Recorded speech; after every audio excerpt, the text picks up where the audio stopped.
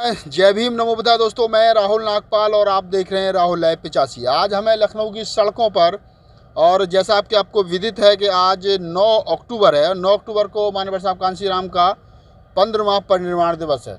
और आज उत्तर प्रदेश की राजधानी लखनऊ में बसपा सुप्रीमो मायावती जी के द्वारा बड़ा कार्यक्रम, लाखों की संख्या में देश के कोने कोने से, खास तौर से उत्तर प्रदेश से लोग यहाँ पहुँच रहे हैं मान्यवर साहब कांशी राम को पुष्प अर्पित करने के लिए।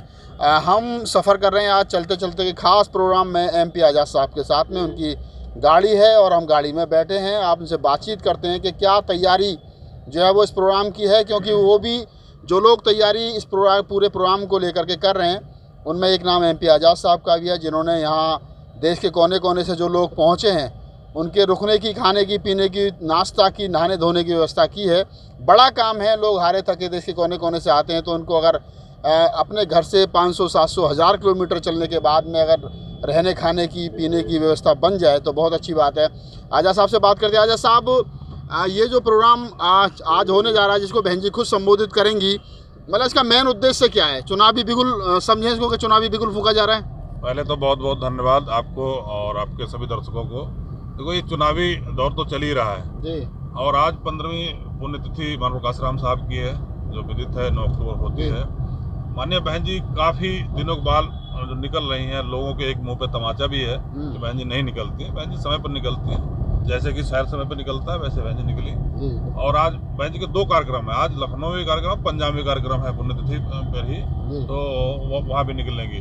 तो ये चुनावी बिगुल भी समझ सकते हैं, और या फिर हमारी एक ताकत जो विपक्षियों को ताकत दिखाने का भी एक है कि हम बसपा इतनी कमजोर नहीं है जितना टीवी चैनल समझ रहा है। नहीं, बसपा कमजोर कभी थी नहीं। बसपा कमजोर होती तो हारने के बाद ही 22% वोट हमारा अगर है तो बसपा कमजोर कहाँ है? आज जो विपक्ष में पार्टी बैठी है वो 18-19% है। हम विपक्ष में न होने के बाद भी 22% प्लस है, तो हम बहुमत की तरफ बढ़ रहे हैं और हम 2022 सरकार बनाएंगे। हमारा कार्यकर्ता अनुशासित है।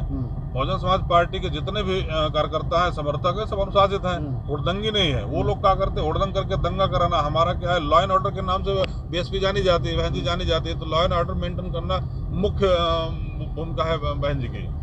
आरोप लग रहा है कि बहन जी का ब्राह्मण वोटों पर जो है बड़ा फोकस है, लेकिन जो उनका अपना कैडर वोट है जो हमेशा से बसपा के साथ रहा, उसकी तरफ बहन जी का ध्यान नहीं है। नहीं, ऐसा कुछ नहीं है। बहन जी का ध्यान पूरा है। ब्राह्मण को जो प्रबुद्ध सम्मेलन कराया गया, वो माननीय सतीचंद मिश्रा जी देख रहे हैं, OBC में राजभर साहब देख रहे हैं, या शेड्यूल कास्ट में जितने सांसद विधायक लगे, सब अपना अपना कार्य कर रहे हैं। छोटा कार्यकर्ता हो चाहे बड़ा कार्यकर्ता हो, सब अपनी जिम्मेदारी निभा रहे हैं। ऐसा कोई आरोप हो तो विपक्षी लगाते रहते हैं, उनका अपना काम है। देखिए, आप कह रहे हैं कि विपक्षी लोग इस तरीके का आरोप लगाते रहते हैं। आज जो रैली होने जा रही है, जहाँ हम लोग जा रहे हैं कवर करने के लिए, क्या उम्मीद है बहन जी, क्या कहेंगी यहाँ आज? बहन जी जिम्मेदारी देंगी, और जिम्मेदारी तो खैर बसपा में वैसे भी हमारे कार्यकर्ताओं के साथ हर समय रहती है। अभी थोड़े दिन पहले ही माननीय बहन जी ने एक कॉन्फ्रेंस की थी बड़ी, जो प्रबुद्ध सम्मेलन को लास्ट किया था। तो एक तो श्रद्धांजलि के बाद में आने वाले चुनाव में हमें दमदारी से लड़ना, हमें बूथ पे काम करना है। जमीन स्तर में जो माननीय बहन जी ने काम कराए हैं, जो इतना काम कराया कि आज तक कोई भी सरकार, चाहे BJP तो काम ही नहीं कराती, खाली नाम बदलने काम करती। समाजवादी पार्टी ने कुछ किया, लेकिन उसने भी कुछ चीजें खराब करने की कोशिश की, द्वेष भावना में काम किया। अगर काम में देखा जाए तो माननीय बहन जी को कोई नहीं पाता है। काम के मामले में माननीय बहन जी को कोई नहीं पाता, लेकिन आरोप लगता है कि बहन जी जो है वो ग्राउंड लेवल पर दिखाई नहीं देती हैं। बहन जी ग्राउंड लेवल पे है। उनका कार्यकर्ता देखिए, आप हर जगह पे कार्यकर्ता मिलेगा और मजबूती से डटा हुआ है। ग्राउंड लेवल पे नहीं है तो हम 22% है कैसे भाई? तो अगर 22% वोट हमारा है तो आप ग्राउंड लेवल पे हैं। नहीं तो सरकार बनाने के लिए तो 30+35% के आसपास वोट चाहिए। 22% अगर हैवी तो उसका करना क्या है? ऐसा ना, हम हारने के बाद आज मन में विपक्ष में भी नहीं है तब 22% है, और जो विपक्ष में पार्टी बैठी समाजवादी पार्टी, वो 18-19% है। तो 22% उसी स्थितियों में अगर हम है तो आज हम प्लस पॉइंट में चल रहे हैं, क्योंकि आज जनता ने नकार दिया है BJP को। BJP के सांसद विधायक को तो आज वोट मांगने जाए तो वो बुरी तरह से लज्जित किए जा रहे हैं। समाजवादी पार्टी को तो उस नाम से जानते कि ये तो परिवारवादी पार्टी, घर में सारे मिनिस्टर होंगे, घर में सारे मुख्यमंत्री होंगे, घर में सारा कैबिनेट होगा। और उसके बाद में बहुजन समाज पार्टी को इसलिए लोग लाइक करेंगे क्योंकि लॉ एंड ऑर्डर से लेके सर्व समाज को सम्मान देने का अगर काम किया है तो माननीय बहन जी ने किया है। लखीमपुर वाली घटना में सारे लोग जो है वो पहुंचे, राहुल गांधी पहुंचे, प्रियंका गांधी पहुंची, अखिलेश यादव पहुंचे, लेकिन बहन जी जो है वो नहीं पहुंची। लोगों में बहन जी निकलने वाली थी, आपको शायद नहीं ध्यान होगा। आप देखिए जिस दिन बहन जी ने ट्वीट किया था कल हम लखीमपुर जाएंगे, दूसरे दिन धारा 44 प्रदेश में लग गई, अभी बैठी नहीं है। तो आप ये मानते हैं कि शासन प्रशासन आज ही बहन जी सत्ता शासन में नहीं है, उसके बावजूद भी जो है वो शासन प्रशासन बहन जी के ट्वीट से हिलता है? सबसे अच्छा। और मैं क्या मानता हूँ, मैं तो पार्टी का कार्यकर्ता हूँ छोटा सा। आप किसी व्यक्ति से अगर पूछेंगे, किसी एक लास्ट व्यक्ति से पूछेंगे, वो बहन जी का नाम लेता शासन प्रशासन में। तो दोस्तों हम आ चुके हैं डॉक्टर काशीराम स्मारक, जहाँ पर रैली है। आप देखेंगे उसकी दीवार है और हम जो है वो अंदर एंट्री करेंगे। हमने MP आज़ाद साहब से बात करी, जो उत्तर प्रदेश के पूर्व में प्रभारी बहुजन समाज पार्टी के रहे हैं। उन्होंने किस प्रकार से आपको बताया कि किस प्रकार बहुजन समाज पार्टी जो है वो कानूनी व्यवस्था के नाम पर जो है वो जानी जाती है। मैं MP आज़ाद साहब को बहुत बहुत धन्यवाद देता हूं कि उन्होंने आज हमें भी अपने कोठी पर ले जाकर के नाश्ता कराया और मैदान धोने की व्यवस्था की गई थी, और वहाँ पे हज़ारों हजार कार्यकर्ताओं को खाने की व्यवस्था थी, नहाने धोने की व्यवस्था थी। तो जब तक ऐसे समर्पित कार्यकर्ता बसपा में रहेंगे तो मैं समझता हूं कि बसपा के लिए और तमाम बहुजन समाज के लिए एक अच्छी खबर है कि MP आज़ाद जैसे लोग जो बसपा की राजनीति वही समझते हैं, और जबकि बसपा के तन मन धन से हमेशा बसपा के साथ वो रहते हैं। तो मैं राहुल नागपाल आज लखनऊ काशीराम स्मारक आपको दिखाऊंगा, और तब तक आप मुझे दीजिए इजाज़त। धन्यवाद।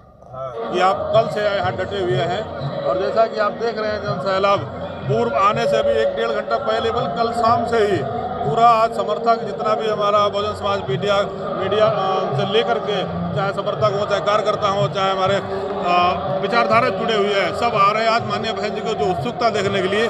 उसका सिर्फ और सिर्फ एक ही मकसद, एक ही उनकी इच्छा है कि वो 2022 में इस BJP और सामंती सरकार को उखाड़ फेंकना चाहते हैं, और बहुजन समाज पार्टी की माननीय बहन जी को 5वीं बार मुख्यमंत्री बनाना चाहते हैं। और देख लीजिए आप, पूरा जनसैलाब देखने को मिल रहा है, पूरा लखनऊ की सड़कें नीली कर दी है। जैसा कि हम लोग अभी निकल के आ रहे थे, उस समय भी कई जगह बैरिकेडिंग लगाई गई है, हमारे लोग अभी पहुंच नहीं पा रहे हैं। बहुत से पुलिस ने भी थोड़ा तंग किया है, गाड़ियां डाइवर्ट कर दी इधर उधर। ये सामंती व्यवस्था है जो ये हमको हर जगह पर कहीं न कहीं छेड़ती रहती, कई जगह पर बैरिकेडिंग लगा दी, कई जगह पर गाड़ियों को छेड़ दिया, लोग पहुंच नहीं पा रहे, तो पैदल लोग आ रहे हैं। और उन सभी साथियों को, जितने भी समर्थक, जितने भी कार्यकर्ता, जितने भी बहुजन समाज पार्टी चाहने वाले सर्व जन समाज को बहुत बहुत धन्यवाद देता हूं, जो पैदल चल करके यहाँ पहुँच रहे हैं। तो दोस्तों मैं राहुल नागपाल निकल चुका हूँ काशीराम स्मारक स्थल से बहन जी की रैली को कवर करने के बाद। हमारे पास साथ MP आज़ाद साहब हैं। बहुत सारी बात आज बहन जी ने कही है, उन्हीं सारी बातों पर चर्चा करेंगे चलते चलते हमारे इस खास प्रोग्राम में। आज़ाद साहब स्वागत है आपका। आज की जो बहन जी की स्पीच रही, किस तरीके से देखते हो? आज की जो स्पीच रही वो उस पर चर्चा हम अभी करते हैं जी। सबसे पहले आप लोगों को धन्यवाद देते हैं, पुनः धन्यवाद देते हैं। माननीय बहन जी का आज स्पीच आपने देख लिया होगा, मुझे लग रहा, जो मेरा अनुमान है, आपने भी देखा होगा कि 2022 का जो चुनाव आ रहा है, आज परिनिर्वाण दिवस माननीय काशीराम साहब का था। श्रद्धांजलि देने से पहले जो माननीय बहन जी ने आगाज़ किया, चुनावी आगाज़ किया है और दमदारी से आगाज़ किया है, और जो छोटी छोटी यहाँ कंपनियां चला रहे हैं पार्टी के नाम पर, समाज को बिखराव कर रहे हैं, समाज को बांटने की कोशिश कर रहे हैं, उन पे भी इनडायरेक्ट, क्योंकि माननीय बहन जी अंतर्राष्ट्रीय नेता हैं तो उनका नाम नहीं लेती हैं, लेकिन इनडायरेक्ट उनको भी साधा, क्योंकि ये समाज के साथ जो दलाली का काम कर रहे हैं वो गलत कर रहे हैं। केजरीवाल जी का नाम लिया?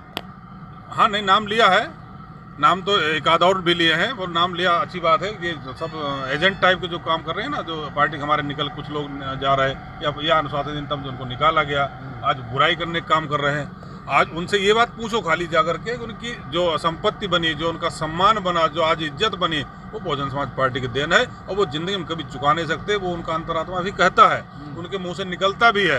अभी थोड़े दिन की घटना पहले देखी, रायबरेली में आज की जो सरकार चले उसमें कैबिनेट मंत्री बने हुए हैं, तो सबसे पहले उन्होंने किसका नाम लिया था? तो अंदर जो चीज़ें घुसी है वो कभी निकल नहीं सकती हैं।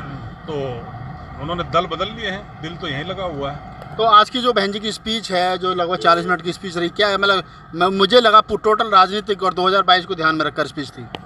वो तो है ही, वो तो कटु सत्य है, क्योंकि चुनाव आ रहा, चुनावी आगाज है, और मुझे लगता है कि ये लास्ट फाइनल रैली भी है। चंद्रशेखर का नाम लिए बगैर बहन जी ने कटाक्ष किया। चंद्रशेखर क्यों नाम लेंगे? चंद्रशेखर कौन है?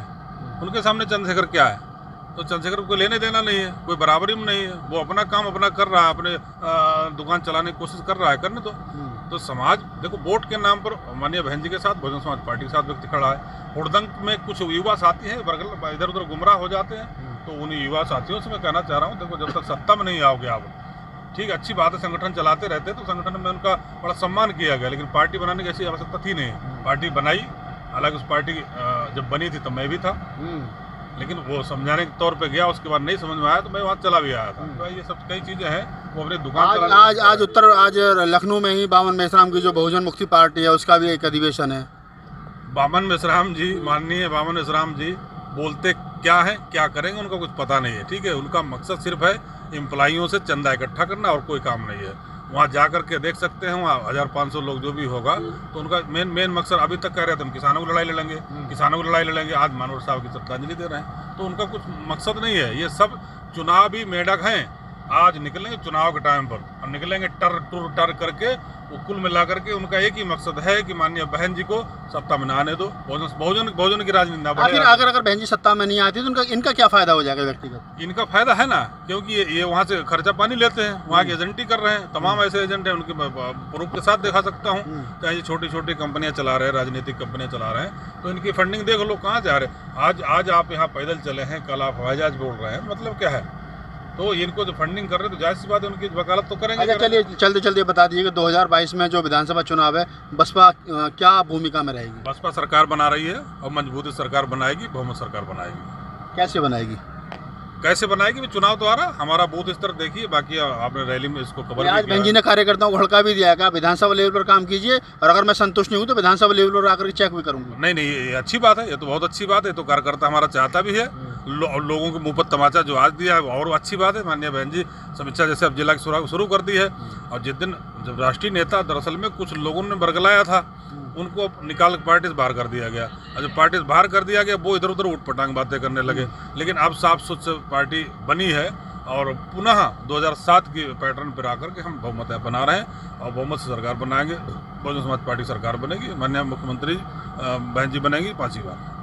तो दोस्तों, आप थे MP आज़ाद साहब, उत्तर प्रदेश के पूर्व में बसपा के प्रभारी रहे हैं, अभी वरिष्ठ नेता हैं बसपा के और कई जगह पर जो है वो अपनी उपस्थिति दर्ज करा रहे हैं। आज भी हम सुबह से उनके साथ हैं, तमाम बड़े नेताओं से उन्होंने हमें मिलवाया और उन्हीं की देन थी। और हमारी पत्रकारिता का एक सवाल समझ लीजिए कि हमने बिल्कुल बहन जी के सामने खड़े होकर के सारा प्रोग्राम जो है वो कवर किया, वो भी हम आपको दिखाएंगे। लेकिन ये वीडियो इसलिए महत्वपूर्ण बन जाता है कि प्रोग्राम में जाने से पहले, प्रोग्राम में जाने के बाद, प्रोग्राम से आने के बाद आखिरकार बहन जी ने क्या कहा और क्या वहाँ व्यवस्था थी, मैंने उस आदमी से आपको मिलवाया जिस आदमी के हाथ में तमाम इस प्रोग्राम को एक तरीके से कहें कि जो नज़दीकी से इस प्रोग्राम को देख रहे थे। अगर आपको हमारा वीडियो अच्छा लगा तो उसको लाइक कीजिए, शेयर कीजिए, कमेंट्स कीजिए, हमारे चैनल को सब्सक्राइब कीजिए और हमें दीजिए इजाज़त।